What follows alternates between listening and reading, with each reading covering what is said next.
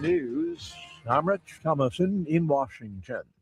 He says his name is Carlos, and he's the man detained and questioned by authorities investigating the Nancy Guthrie disappearance. His home in Rio Rico, Arizona, it's about an hour south of Tucson, was searched as well. Carlos, who says he's innocent of any wrongdoing, was later released. In British Columbia, there's been a deadly mass shooting. Total of 9 people killed at 2 locations, one of them a school, the other a nearby home. The shooter, identified only as a female, also died apparently of a self-inflicted gunshot wound. The Federal Aviation Administration is closing the airspace around El Paso International Airport in Texas for 10 days, grounding all flights to and from the airport. Special security reasons are cited, but no further details have been provided. Watching Wall Street, Dow futures are up 77 points. NASDAQ futures ahead 51. More details, srnnews.com. Here's some great news. If you missed the deadline to sign up for health insurance, or more importantly, if you're just not happy with what you've got, you still have a choice. It's called MediShare, and it's proven for more than 30 years. It is proven. And we know this from member surveys. People love it, which is why it's grown to hundreds of thousands of members across the country. One big factor, besides the peace of mind that comes from being a MediShare member, the savings is tremendous. It is not atypical for a family of 4 switching to MediShare to save more than $8,000 a year. It is a difference maker. And you can get 24/7 telehealth. You get access to more than 1 million providers and hospitals. There are flexible options, too, for your budget. So if you think you're stuck with a high-cost plan that doesn't have much to offer, think again. You can join MediShare anytime. So call them today and check it out. There's no pressure. They're super easy to talk to. Here's the number. 844-45-BIBLE. That's 844-45-BIBLE. 844-45-BIBLE. Winter is tough. Be tougher with Cub Cadet X Series snowblowers. With multiple levels of snow clearing power, this lineup is built to handle harsh conditions. With features like push-button electric start and power steering, you'll make quick work of whatever winter throws your way. Be ready when winter hits with the Cub Cadet X Series, engineered for the extreme. Head to your locally owned Cub Cadet dealer, Colby Ag Center LC, at 305 East Horton for expertise in finding the right equipment for whatever your winter extreme may be.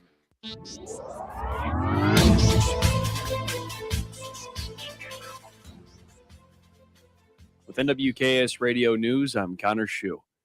The Northwest Kansas Area Agency on Aging received a grant to provide meals to older Kansans in remote areas on Monday. The Area Agency on Aging's nutrition program, Homestead Nutrition Project, will use the grant funds to provide meal services to residents in remote areas of Northwest Kansas where meal delivery has previously been unavailable.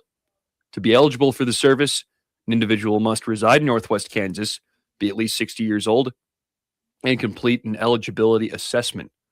Recipients will be allowed delivery of up to 10 meals every 2 weeks, with meals available for order to meet dietary requirements of individuals. Meal service through the grant is available through June 30th, 2026, or as long as the grant dollars are available. For these and other stories, go to nwksradio.net.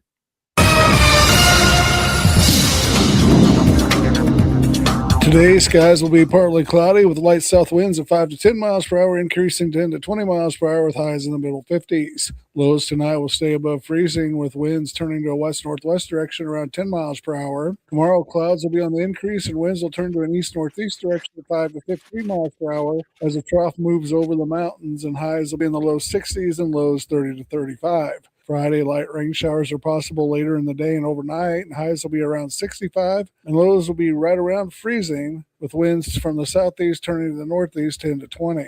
Models continue to agree that the system will track through Oklahoma and Texas. Thus, moisture locally will be limited to a quarter inch or less, with better moisture in southwest Kansas and along the Oklahoma border. Valentine's Day will become mostly sunny, with highs 50 to 55.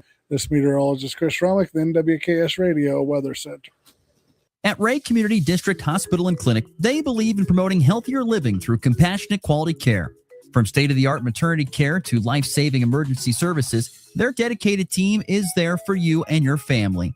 Whether it's managing diabetes, navigating recovery, or receiving specialized treatments, they're committed to your well-being. Discover the difference a community-focused hospital can make. Visit rayhospital.org today to learn more. Ray Community District Hospital and Clinic.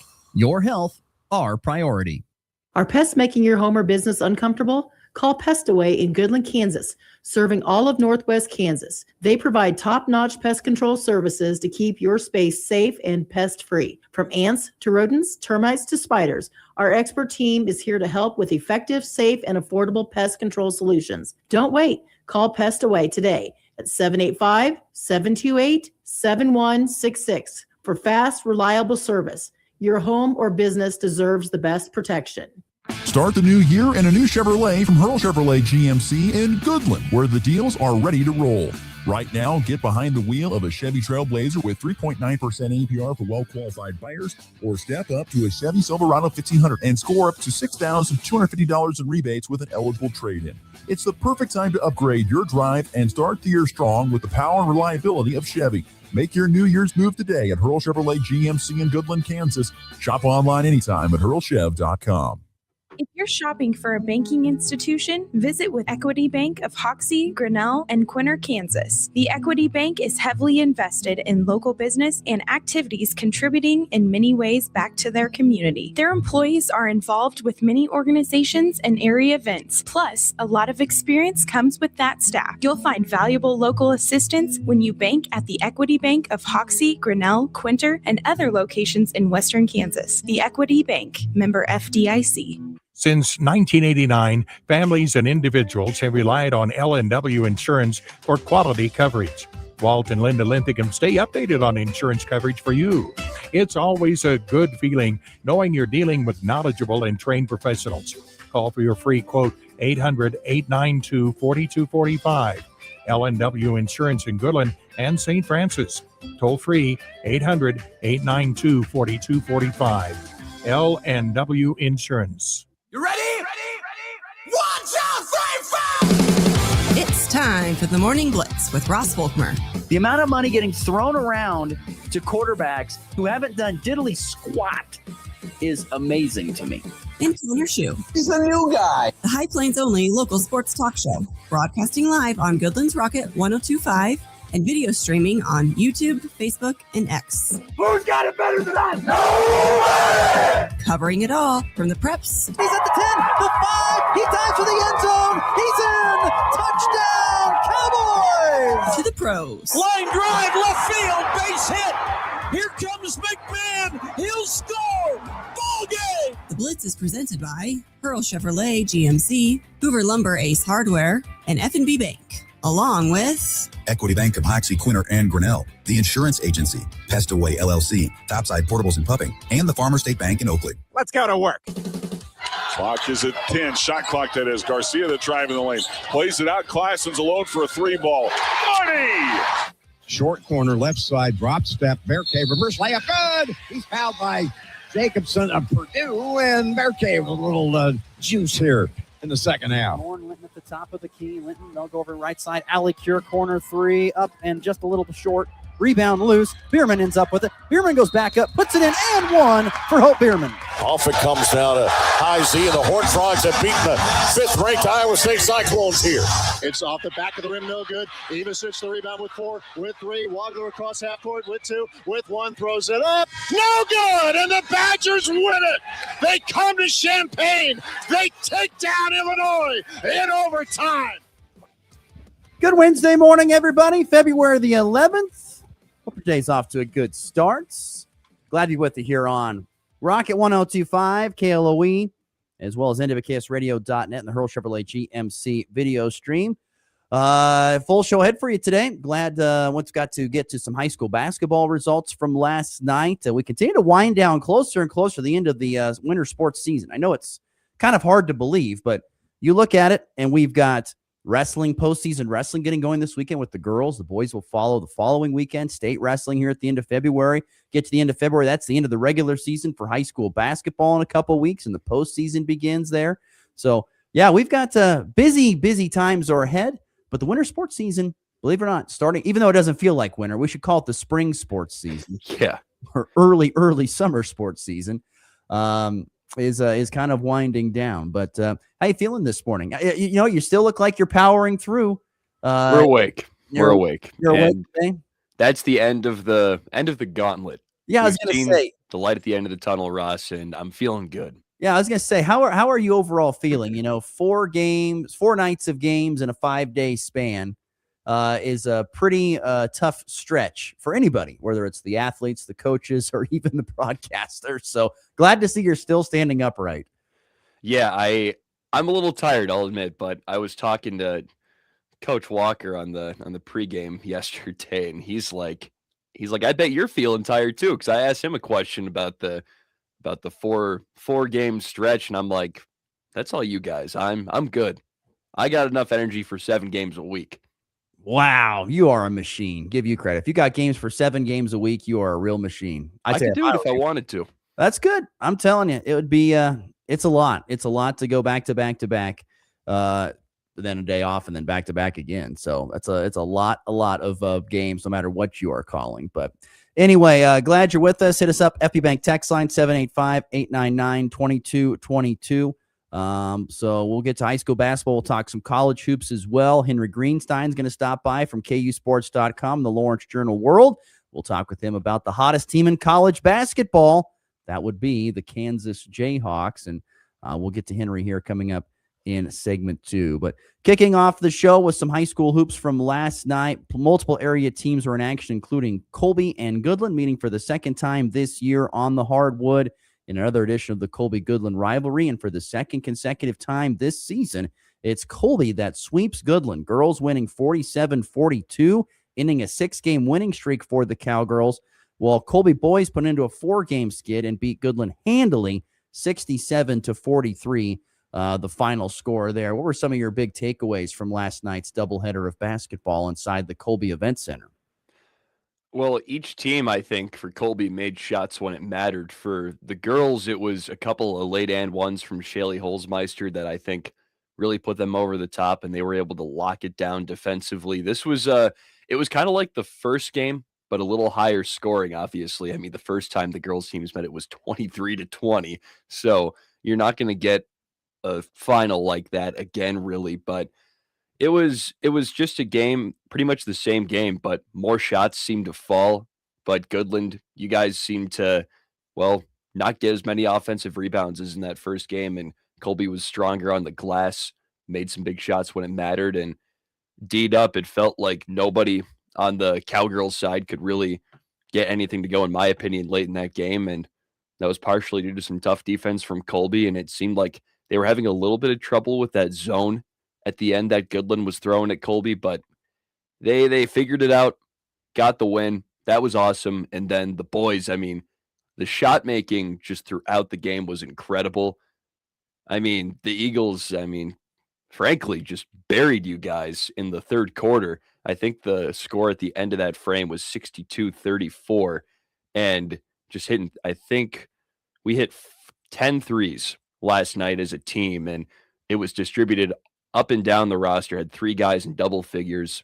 Everyone was chipping in, and it felt like you could kind of feel the energy off the court from Colby. They just seemed like that was their most unified performance of the year, and probably the best I've seen them play all year. They were just locked in on the glass, locked in on shot making, locked in on defense, and there was really not a lot to dig into for either coach on what they didn't like. They were both very happy with their team's performances, Coach Walker and Coach Stevens. So I think everyone on the home side walked home pretty happy, Ross. I don't know about you, but.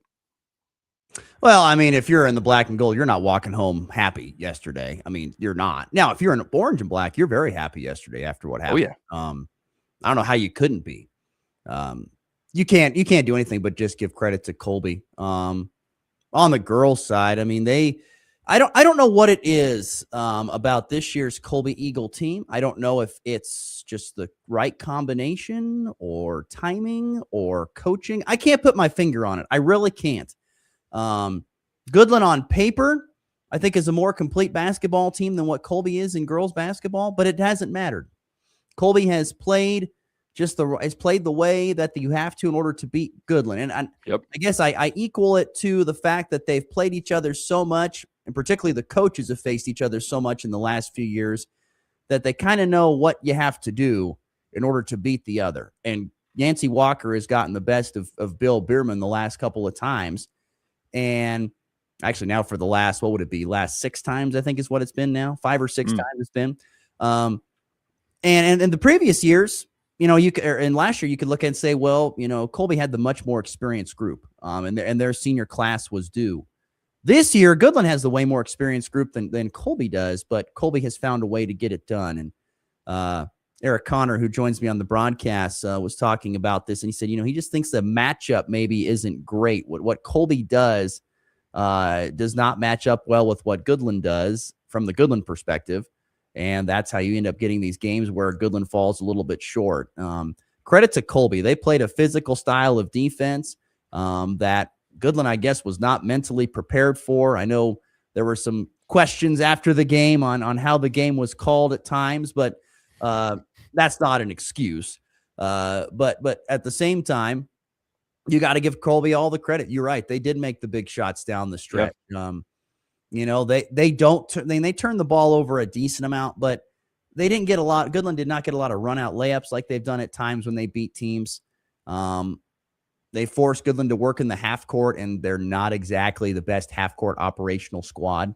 And Goodland may have the size advantage 1 through 5, but doesn't do a great job of using it. Colby did a great job of staying in front. So you can't do anything else but just give a lot of credit to Yancey Walker and his team and how they played in that girls game. They've played great in the 2 matchups against Goodland. Even though I think on paper, they're probably the underdog squad. They've just played really, really well.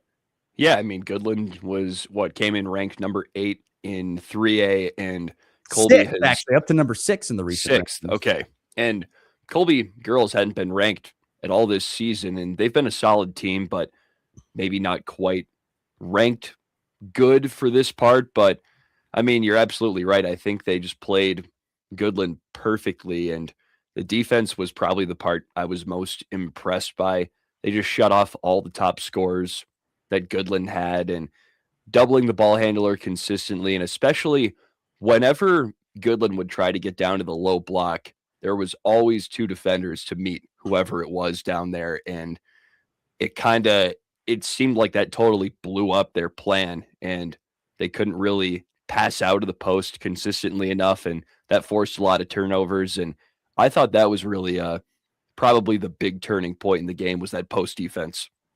Yeah, I mean, Goodland likes to use their size to their advantage, and they just don't get a lot of easy shots against Colby, and haven't in the 2 meetings this year. Like I said, I can't really put my finger on it. It's a really hard thing to decipher because I would have thought, and once again, so much credit to Colby. That was their 4th game in 5 days. I thought, golly, they'll be a little bit tired.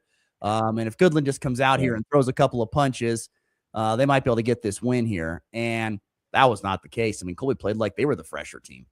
Give them a lot of credit to their girls and to Coach Walker. They played great last night. They did a great job. And Goodland's got to go back to the drawing board. It just, like I said, it just perplexes me. Goodland has beaten better teams, and this is no offense to Colby. Goodland has beaten better teams than Colby this year, but they can't beat Colby. It's like I said, there's just something.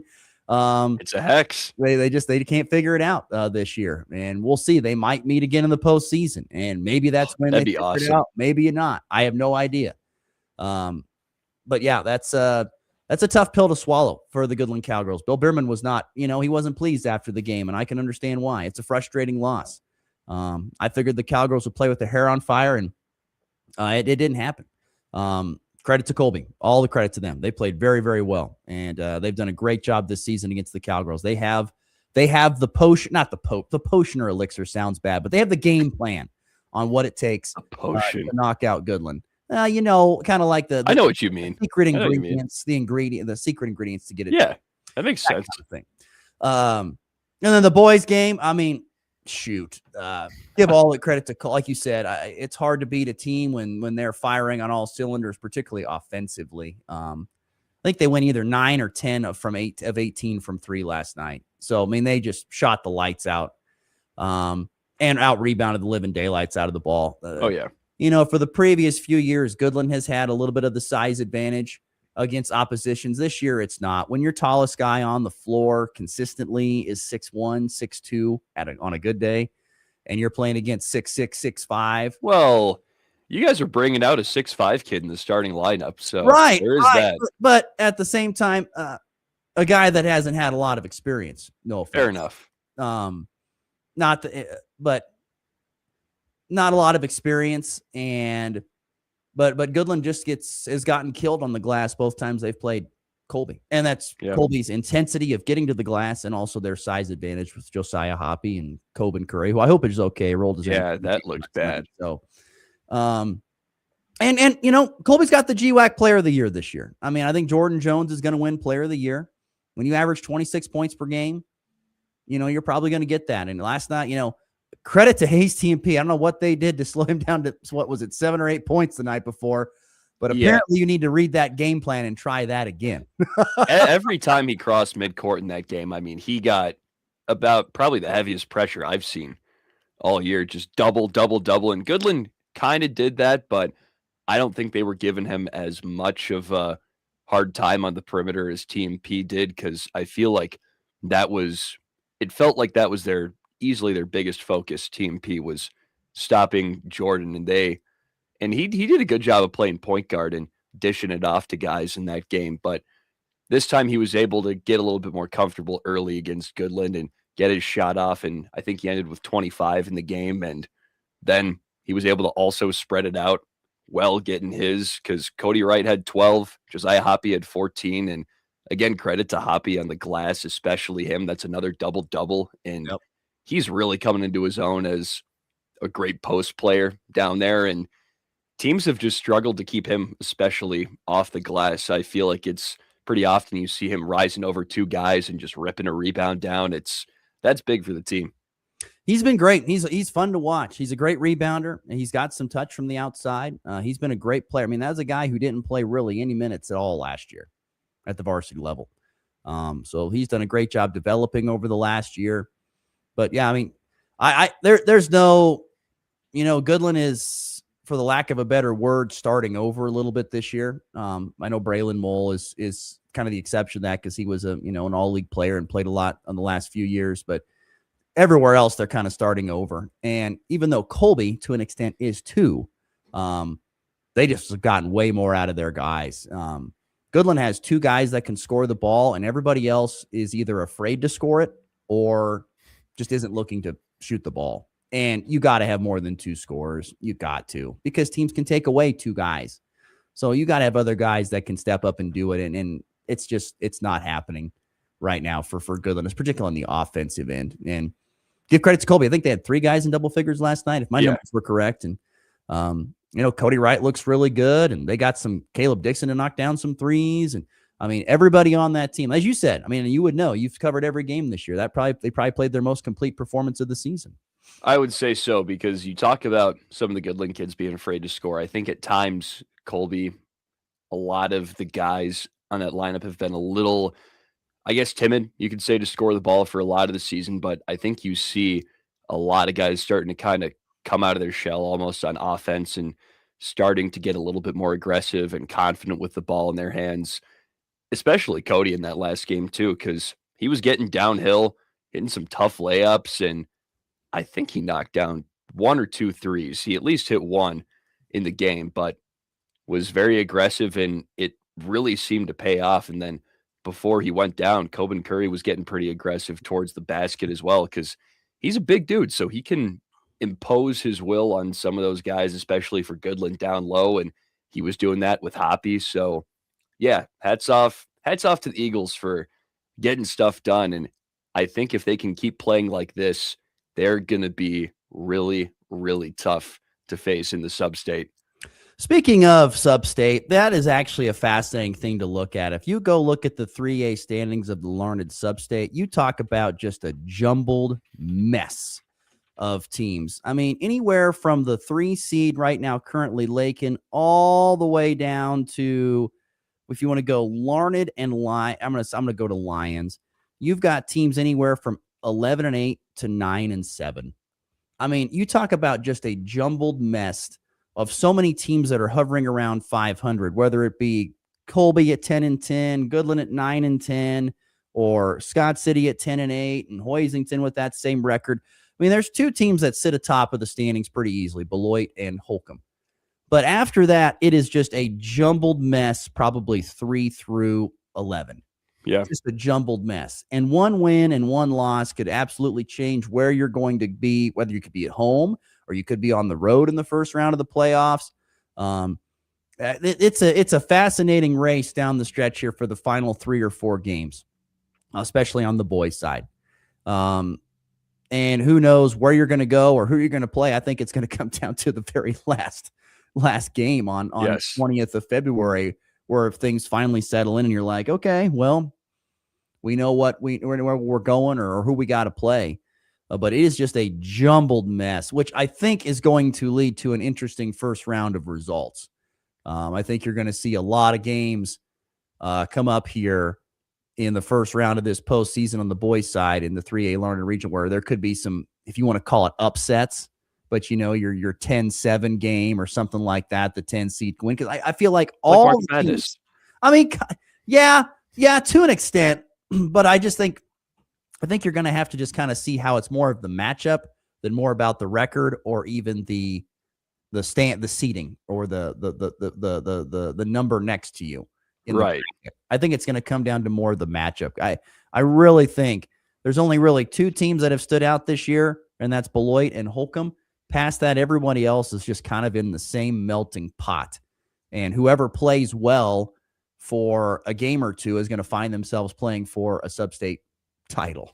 That's right. And I guess, kind of to that point, I feel like Beloit and Holcomb have also played close with a lot of teams in this bracket. And just to use Colby as an example, the first time they played Holcomb, it was a 9-point game.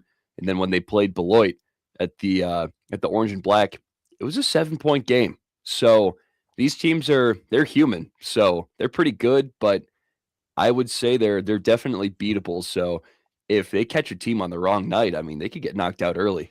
Oh, no doubt. No doubt you catch a team on the wrong night, it could be over. So I continue to watch. I mean, honestly, I continue to just kind of look at it because it doesn't really matter where you sit right now in the postseason standings because it's going to change so much over the next couple of games. You have no idea where you're going to be.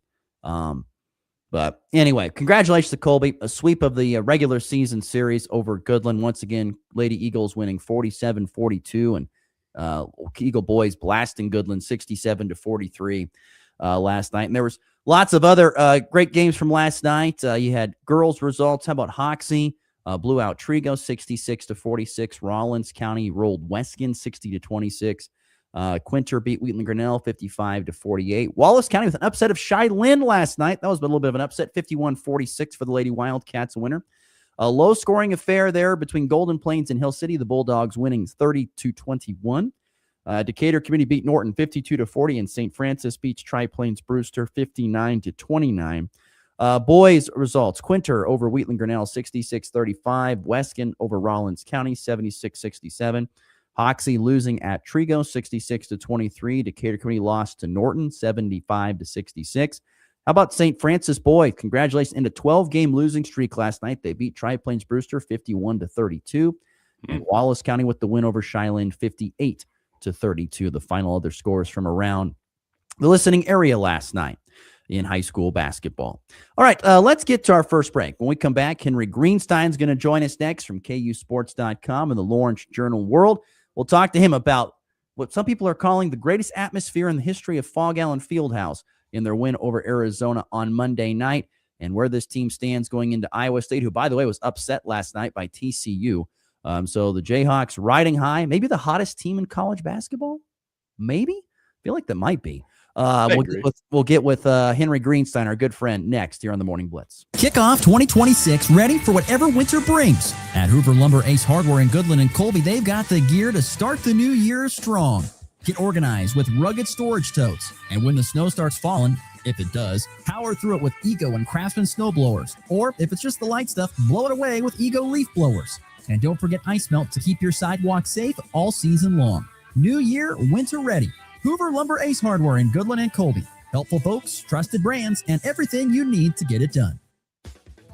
When fraud strikes, every second counts. At FNB Bank, we take your security seriously.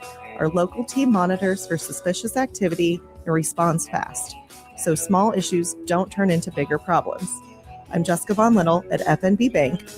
We are your first line of defense, protecting you, your money, and your peace of mind. FNB Bank, Local, trusted, here for you. Member FDIC.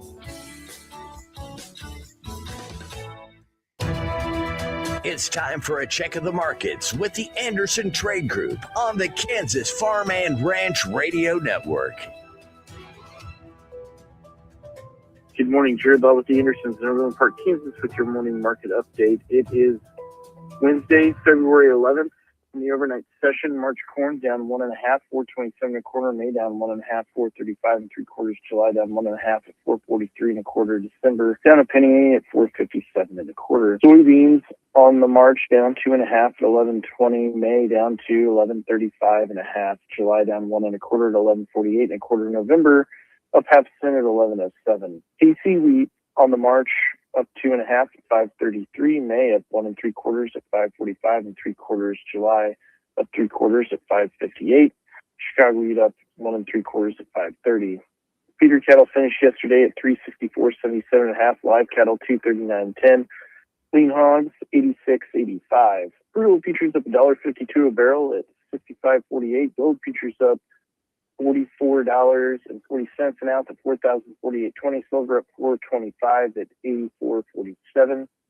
U.S. dollar index down about 20 points at 96.90. Dow futures up 236 at 50,508. S&P futures up 4,001 at 7,003.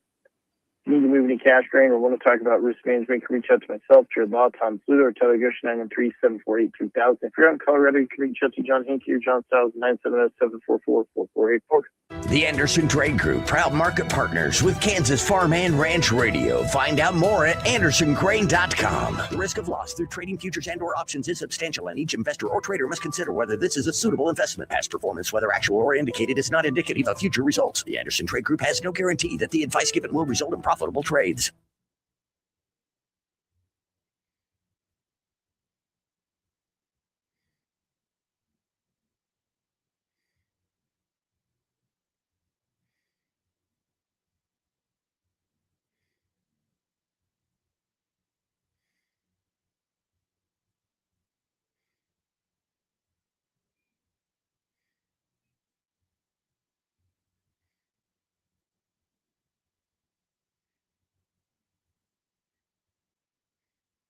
E15 fuel is the right choice for every kind of driver. For the car enthusiast, E15 has higher octane. For the thrifty driver, E15 is priced lower than regular unleaded. For the nature lover, E15 provides cleaner air. For the shopper who buys local, E15 has more ethanol from our Kansas corn farms. Choose E15 for a higher octane, lower price, and cleaner American fuel. This message from the Kansas Corn Commission. Learn more at kscorn.com. All the sports you love, all in one place. Ooh, this will come in handy. This is the Morning Blitz.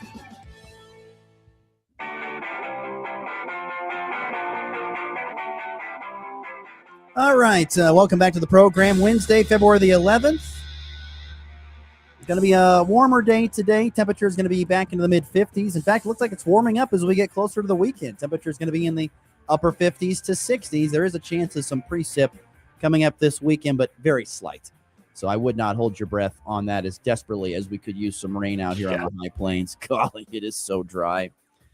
Also, got a text message saying we are not on the audio stream, nwksradio.net. Yes, the streaming computer is currently in a reboot and update phase, and you know everybody knows who operates on computers knows how long that will take. We probably won't be on the audio stream, and I apologize for that. But if you want to head over to, of course, our Facebook page, YouTube, or on NWKS Radio or NWKS Sports on X, you can watch the video stream there and get the show if you're outside of the radio listening area. Speaking of technology, I got to bring this up. It's like a public service announcement. I have to bring this up. Can the Colby Event Center please get better internet? Can we please get some better internet inside the Colby Event Center? I'm not bashing anybody or any service or anything. Can we please? It was also packed in there last night, so that was part of it. I get that it's packed. But can we please get better internet? Because here's the thing. It's a metal building, and that's fine. And it's a beautiful building. It's a metal building. Cell service is not great in there. And so we need to have better internet. I have talked to dozens of broadcasters who come into that building. And what is the one thing everybody says? The internet is bad and the cell reception is bad and we can't get great connection. And for us trying to do our jobs in the media, we need those things to work. This is true. Can we please, Colby Event Center, get better internet? I don't care if you got to start another network. If you've got to up the gigs, I don't care. Whatever it is, please, I'm begging you, get better internet. It's not good enough. Rant of the day. I'm sorry. I'm not trying to throw anybody under the bus. We've got to get better internet there. I think it is the worst internet spot in the GWAC, and it's the newest building in the GWAC. Come on. We can do better. We can do better. Just my gut reaction on that. All right. Enough of my rant here this morning. Let's welcome in our good friend Henry Greenstein from KUSports.com, Lawrence Award. Good morning, Henry. Sorry about that. I had to get that off my chest.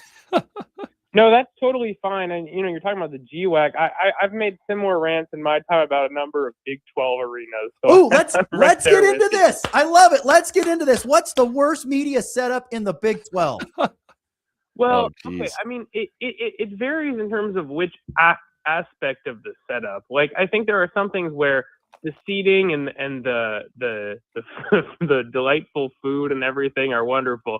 I've just had some really exasperating Wi-Fi moments. It was better this past time, but I remember the first time I went to Lubbock in 2024. It was the game where Bill Self got ejected, and everyone was really eager to hear what he had to say about it.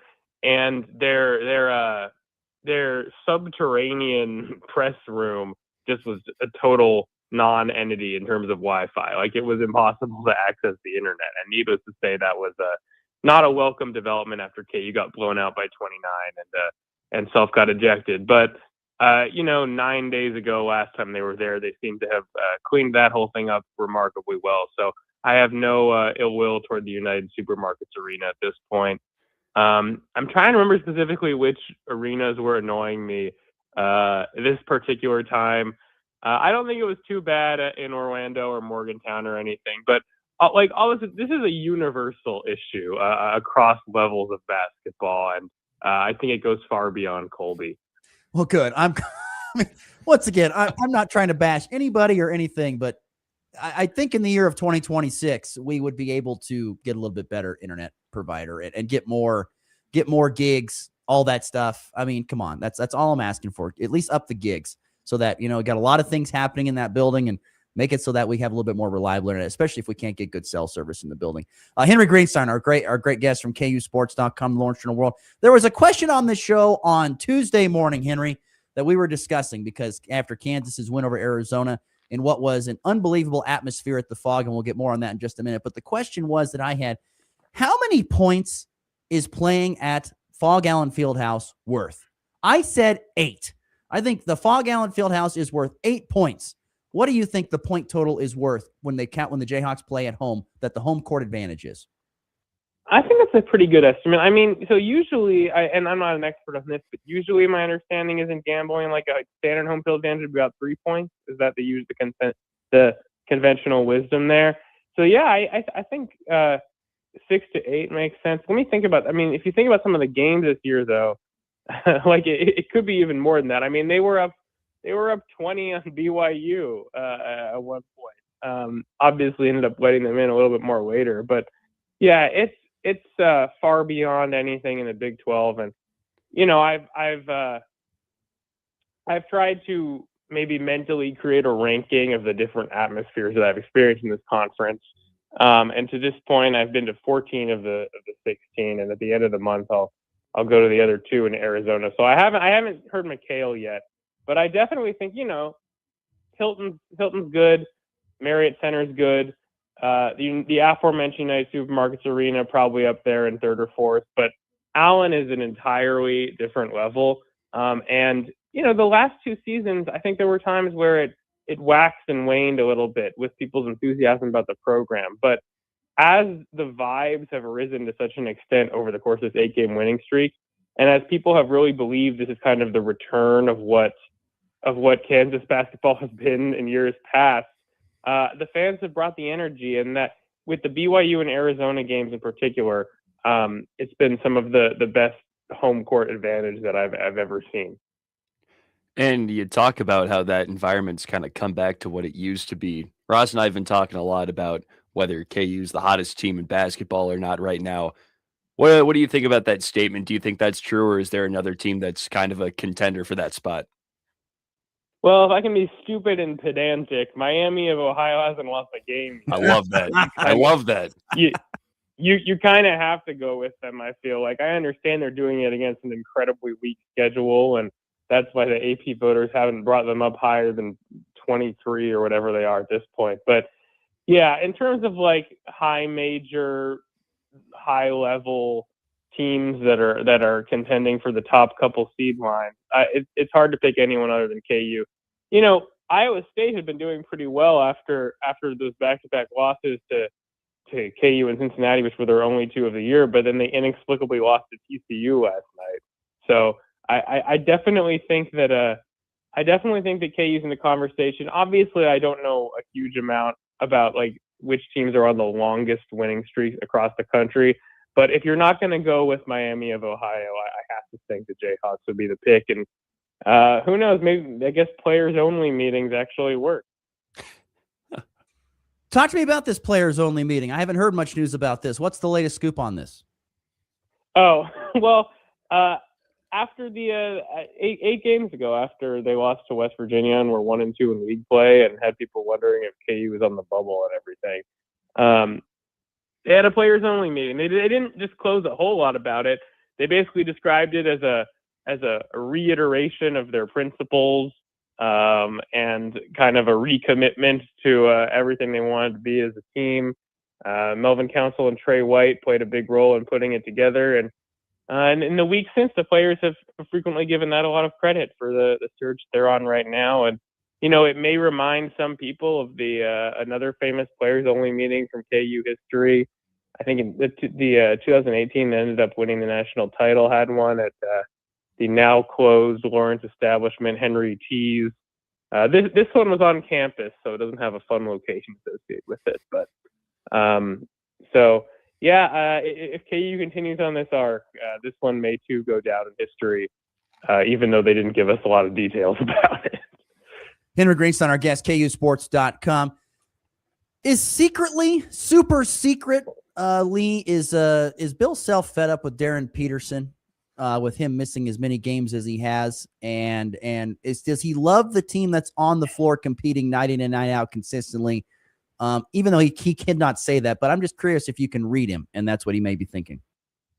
Well, does he love this team? Absolutely. I mean, he's been revitalized. You saw it in the way he celebrated after the final buzzer on Monday, something he doesn't do very often, and the way he honored the crowd for their role and hugged Melvin and hugged Flory and all that. So absolutely, I think he's loving coaching this team.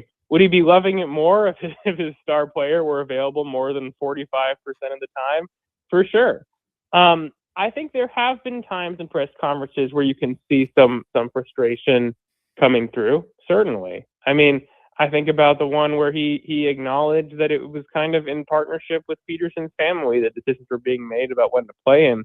But also, I don't know. I mean, I think I was maybe more concerned with whether KU had violated the Big 12 availability report standards with this last absence of Peterson due to flu-like symptoms, because Self said, and not the availability, and this is the first year of it, so obviously teams are going to make mistakes. But to me, if indeed, as Self said after the game on Monday, they thought Darren was 50-50 as early as Sunday, that should probably go down as questionable on the availability report, not excluded from it altogether. And if they thought there was any chance he wasn't going to play 90 minutes beforehand, then he should have been listed as a game time decision on the availability report. So I think that was probably more in my mind trying to analyze his post-game remark this time than how he personally was feeling about it. Just like, how did this possibly happen that the world didn't learn until 45 minutes before the game if there was any chance that he was not going to play. But yeah, obviously, I think he's not fully pleased about how things have gone, but he said at every possible turn that he thinks Darren himself is doing everything he can to be out there. And this is now just me personally, I mean, flu-like symptoms is a pretty light descriptor. That came straight from KU, a KU spokesperson. That's a pretty light descriptor to apply to your projected number one pick missing a game against the number one team in the country. And so the way that they chose to present that, I don't think reflects super well on Peterson. Now, whether that's an accurate reflection of the severity of whatever he was dealing with, I'm not sure, but I don't think it was necessarily set up in a way that makes him look particularly great. Real quick, I want to steer a different direction in the conference for a moment. KU had their weird stretch earlier this year, and another top team is having the same thing, BYU. They did beat Baylor last night, but had that little 4-game losing streak. What do you make of this weird stretch of games for BYU? Well, I've watched them play a few times. Obviously, I saw them on the 31st when they came to Lawrence. I think one thing that stood out to me about BYU is that their production beyond the big three players has been incredibly inconsistent. And, you know, I mean, some of their additions maybe haven't quite panned out to the extent that was initially thought. I know, like, Ahmed out of the G League hasn't been a huge boon to them. And granted, when your top three players are that good, you can beat anyone. But the you know, everyone talks about how much money BYU spent on this roster, and obviously they need to do that to get to Ponsa.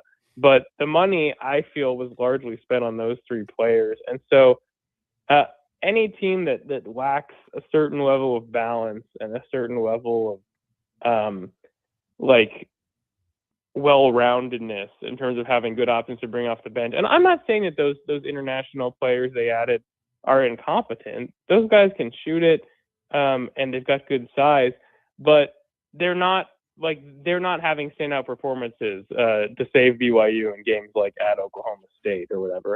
And by the way, you know, as we're talking, they just got back on track by beating Baylor, and that's a tough place to play in Waco, and especially when one of your top players played there last year and allegedly broke a contract in order to come play for the Cougars. That was a hostile place for them to go, and so they're back on the right side of things, and we'll see if it sets them in the right direction. But yeah, I mean, obviously people are going to be disappointed on the BYU end that the sheer outpouring of resources hasn't led to a better record to this point.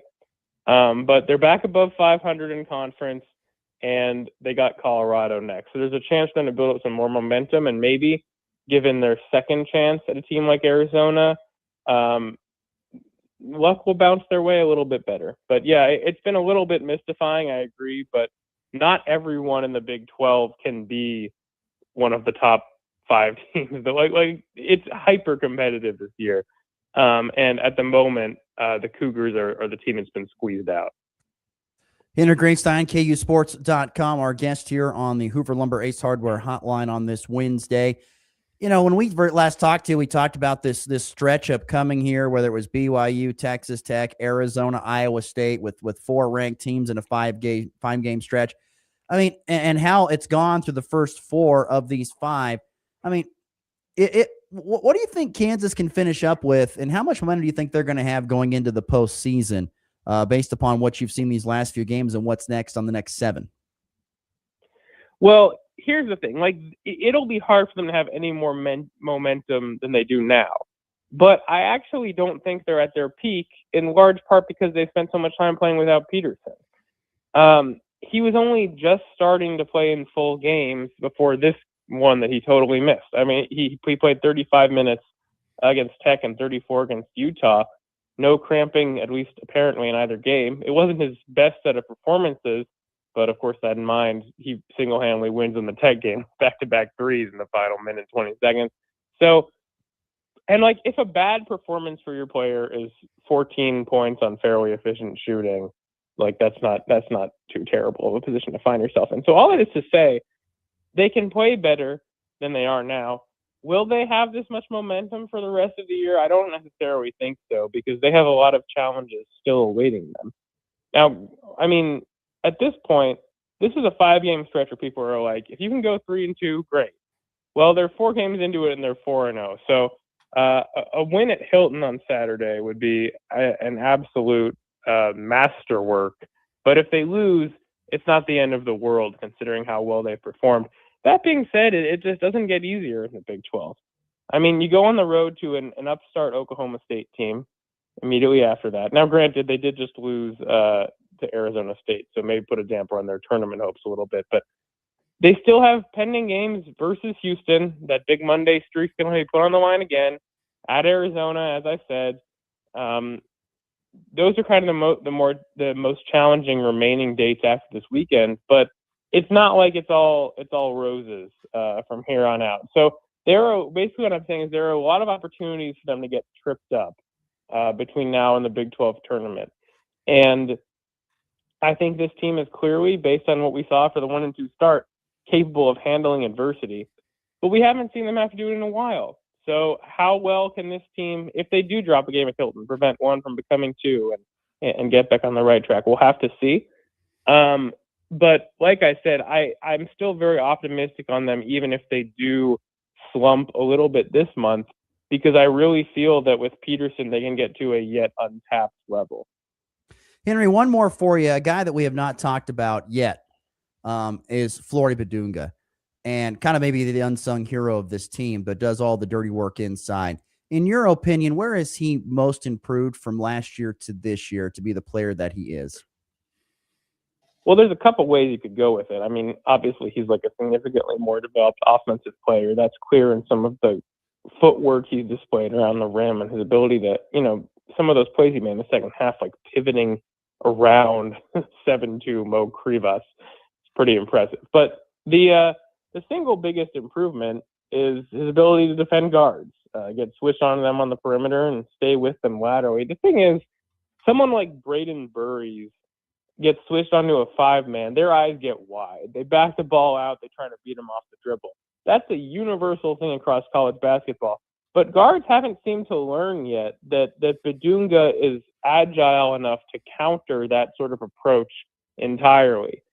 This happens again and again. It's how he had a career-high 7 blocks against Utah when Utah's star guard Terrence Brown just tried to go at him again and again and really didn't have a lot of success with it. I think he may have 5 of those blocks might have been on shots by Brown inside. He's so quick laterally, and then if he does get beaten, as kind of happened when Burries crossed him over on that final play with 15 seconds left, he has enough length and leaping ability that it doesn't really matter, because he can sort of, even at 6'10", as he's listed, which may be a little generous, he's probably more like 6'9", 6'8". Even at 6'10", like, his arms are so long that he can easily get to balls in the air that very few can. And, of course, he ends up goaltending a lot of shots as a result. But in this case, he made a game-saving play despite, again, getting beaten off the dribble, which doesn't happen to him very often. So, his ability to do that, players have called it KU's secret weapon this year. That's what allows them to switch so effectively on defense. And Bryson Tiller's gotten better at that too. And that's allowed them to shut down a lot of actions by opposing teams off ball screens and get their defense kind of back to the level that it was in non-conference play. And when you combine that ability on the perimeter with, as I mentioned, the rim protection, it makes for one of the best defensive players in the country. And for a guy to be there as a sophomore is really impressive. Henry Greenstein with KUSports.com and the Lawrence Journal World. Henry, thank you so much. It's always great to catch up, my friend. We'll do it again soon. Yeah, my pleasure. Thank you. Once again, great stuff there from Henry Greenstein. Interesting article coming up from On3 Sports just here about 20 minutes ago. Says Kansas freshman Darren Peterson has college programs debating their spending after missing his 11th game. One GM asks, is one $3 million freshman worth more than 3 $1 million players who are fully bought in for a season? Interesting question. Yes, I'm sure it depends on like I said, it's not about star power. It's about team. It's a team sport. You need team continuity. You got to have that at some point in time of the season. And that's what you're seeing with Kansas. Without Darren Peterson, they have great team continuity at this point in time. All right, let's get to our final break. We'll come back, wrap up the show with some thoughts on some college hoops wins last night, some upsets as well. Next on the Blitz. It's back, and it's the most popular promotion of the year. The NWKS Radio Bracket Challenge is here.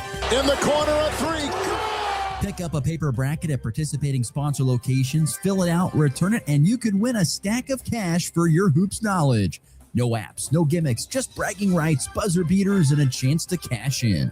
This year's NWKS Radio Bracket Challenge is proudly brought to you in part by Zibbelman's Jewelry, the insurance agency, Hoover Lumber Ace Hardware, Fitz's GM Center, and F&B Bank. Kick off the new year in professional grade style with Hurl Chevrolet GMC in Goodland, Kansas.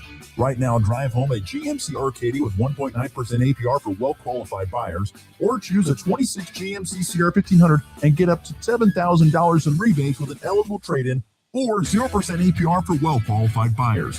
Big capability, bold style, and New Year savings you don't want to miss. Start the year strong at Hurl Chevrolet GMC in Goodland, Kansas. Shop online at hurlchev.com. Kick off 2026 ready for whatever winter brings. At Hoover Lumber Ace Hardware in Goodland and Colby, they've got the gear to start the new year strong.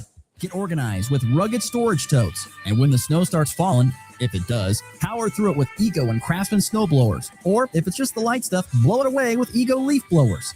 And don't forget ice melt to keep your sidewalk safe all season long. New year, winter ready. Hoover Lumber Ace Hardware in Goodland and Colby. Helpful folks, trusted brands, and everything you need to get it done. Looking for insurance that actually puts you first? At the insurance agency in downtown Goodland, we're independent, which means we work for you. Whether it's auto, home, crop, or business, we shop top carriers to get you the best coverage at the best price. No pushy sales, just honest advice from people who live right here in your community. Give us a call today at 785-899-5011 or stop by 1020 Main in Goodland and let's get you covered. The insurance agency. Insurance the way it should be. When you gotta go, but there's nowhere to go, who you gonna call? Topside Portables and Pumping, that's who. Weddings, job sites, farm parties, they've got clean, reliable porta potties that don't stink, literally. And if your septic tank smells worse than last year's chili cook-off, they'll pump it out fast. No mess, no fuss. Family owned, Heartland values, always ready. Call 785-728-8089. That's 728-8089. Topside Portables and Pumping. When duty calls, they answer. It's the Morning Blitz. We're having a great time, couple of laughs, everything's nice. Weekday mornings from 7 to 8 Mountain, 8 to 9 Central.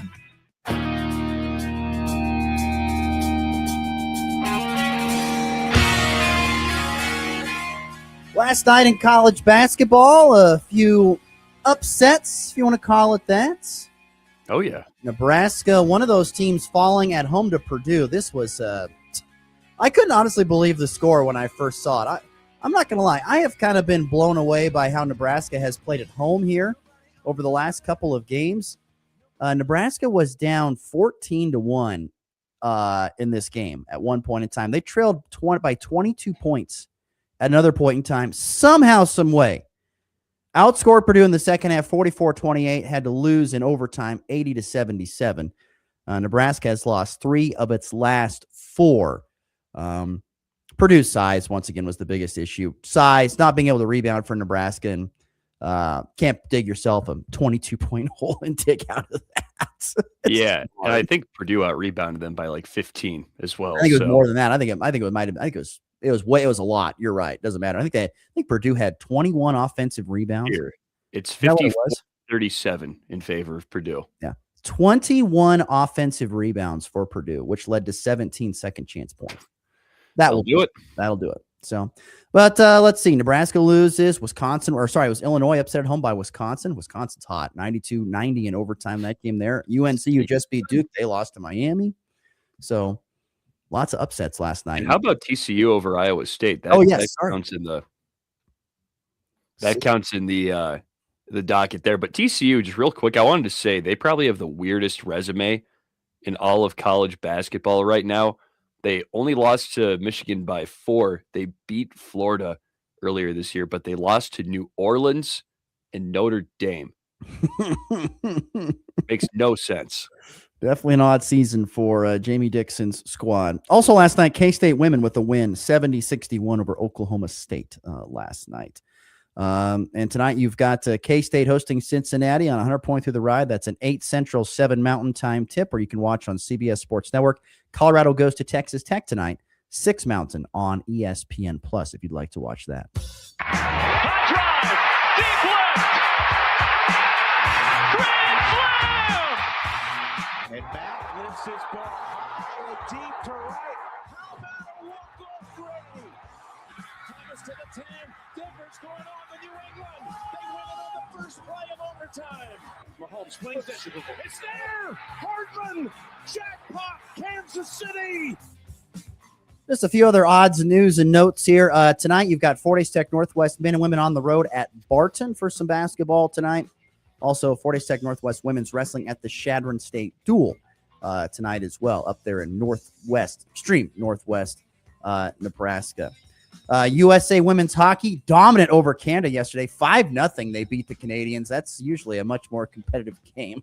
Not this time. Case, and I think we have a new record set by the NCAA. What do you think we talk about, years of granted eligibility. I was actually going to bring this up to you. I know exactly what you're talking about. You can just take it from us. Yes. 9 years for Solomon Tuliapupu, linebacker for Montana. Apparently, he's only played 2 full seasons of college football in his 9 years, though. He was hurt his entire undergrad tenure. I've never seen anything like that. You only got 1 year for a medical red shirt, not 4. Well, I think he also had the COVID year, and then you can file for more medical hardship years if you're out for so long. I can understand this one a little more than some of the other deals. Let me ask you this. Do you think we're going to see a 10th year granted to somebody at some point in time? I don't think so. I mean, I think they're going to start cracking down on things like this after the crazy year we've had with extra eligibility and stuff. And we just saw Charles Bediako get banished back to the G League from Alabama. So, I think the NCAA is going to get a little stricter. So I don't think so. 9 years. I still can't believe what I'm reading. That's ridiculous.